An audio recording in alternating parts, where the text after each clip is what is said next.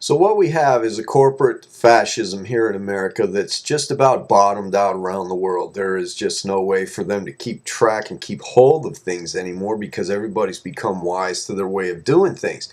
Wall Street's finally falling after all these years, even though they've talked the rest of the world into setting up these stock markets, which are nothing more than a way for the people who are savvy and privy to this information to rip people off. Now, because things aren't going the way that they want them to go here in America, they're spraying us with chemicals daily. They're engaged in a massive genocide campaign, which is going to take 10 or 15, maybe even 20 years to fruit.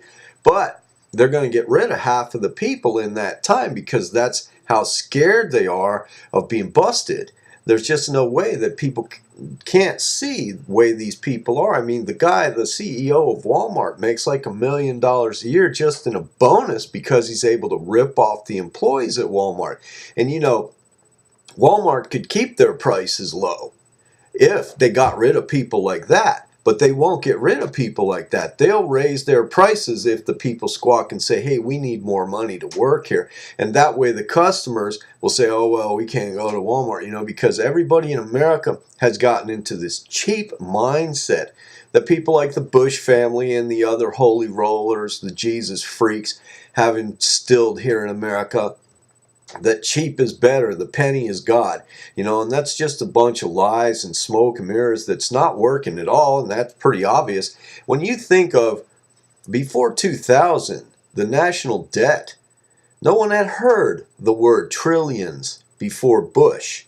Now we're like $9 or $10 trillion in debt. State debt is up in the billions, which is how they used to measure national debt. And all this money is just being shoveled overseas like we have it to spare. And it's not money, it's our debt. So basically what they've done is sold America to international interests. And when the Chinese come knocking and want their money, are they going to knock on Israel's door, the people who did it to us? No, they're going to knock here.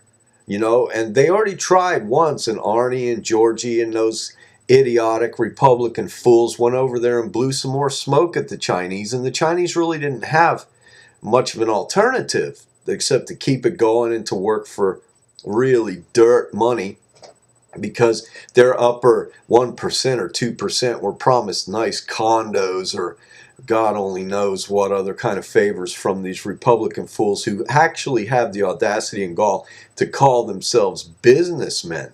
They're nothing but thieves and liars and tramps, and they couldn't do any business whatsoever if they weren't on a constant quest to get labor as cheap as possible. It shows in our society, it shows in the goods that we use. Everything is disposable here. Now, that's starting to backfire on them too because the landfills, where are we going to put all this trash? It's just real hard for us to make our eyes match up with what we're told or to make what we're told match up with what our eyes see. It's not possible. It's really not possible. The only way that we're going to get out of this mess that we're in is to start trusting our eyes and not what you see on the television set. That's just them going into your brain through your eyes to punch your buttons.